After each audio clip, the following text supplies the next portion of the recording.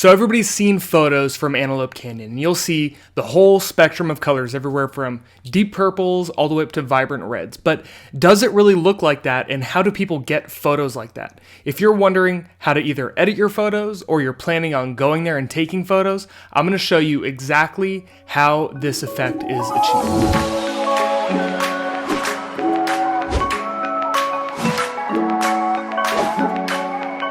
So it's pretty incredible to think that a canyon like this has all of these crazy colors, and maybe you're wondering, are the rocks colored purple or are they colored red, or how is this effect achieved? Now, to kind of understand what's going on down in Antelope Canyon, you have to understand how it is formed. Now, it's not anywhere close to the surface when you're actually taking the photos. The bottom of the canyon is about 120 feet below the surface, so it's incredibly dark down there. Even though it looks like it's very bright, it's very dark, so the photos you're taking are long exposures. Now, the second thing to keep in mind is these rocks are actually pretty red, orangish, so when you're taking the photos and you're down there, you aren't going to be seeing any of these purple cool colors, but not to say that they aren't there, because those colors really are there. It's not like I'm painting them in like piece by piece. The colors are there. You just need to know how to take those pictures and bring those colors out, because I promise you they are there.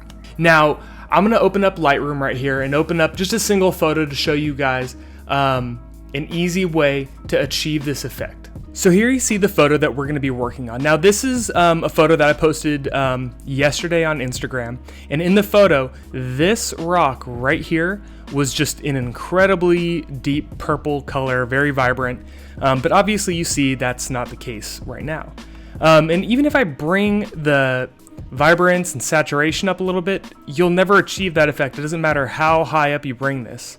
It's just never going to look like that. So just for demonstration purposes, I'm going to kind of show you exactly what's going on here. I'm going to bring this here. So we have a good base right here. Saturation's high. Now, this is an incredibly simple effect to achieve. Now, even though, this looks like sort of orangish, this looks sort of orangish, this right here, even though you can't tell with your eye, the camera knows that this is way, way more orange.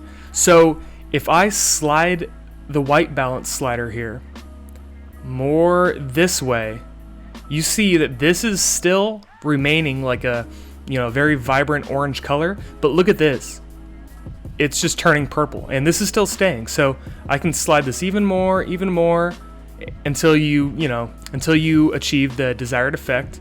And I usually like to bring the tint up a little magenta too. I think it adds just a little bit of like natural saturation and kind of brings out, either the red tones here and a little bit more of the purple tones here. And then I can drop some of the highlights down, bring some of the shadows up, and then you can do your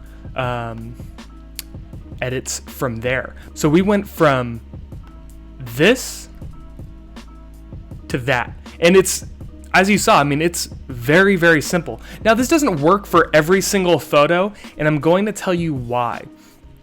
Now, every spot that you see here that is like a very orange color, what's happening is as the light is coming down the canyon and bouncing off the walls, the actual sunlight, like sunbeams, you can't see it here, but it's bouncing off a wall behind this rock. And it's because the rocks are orange and the sunlight is very bright, it's creating an orange glow. So that orange glow bouncing onto this wall right here, because this is already orange and it's an orange glow, it's just an incredibly saturated color that you have here in the background. Now, the reason that this is purple is because obviously the sky is blue, and the only light that's reaching this part of the wall is just kind of the ambient glow of the sky. So the blue sky coming down into the canyon is basically in any shaded area that's not getting shown on by a bounced light from the sun is going to end up turning this purple color. And I might be able to show you a few examples here. Let me see one example that maybe you just cannot get like an orange or you can't get a purple color from.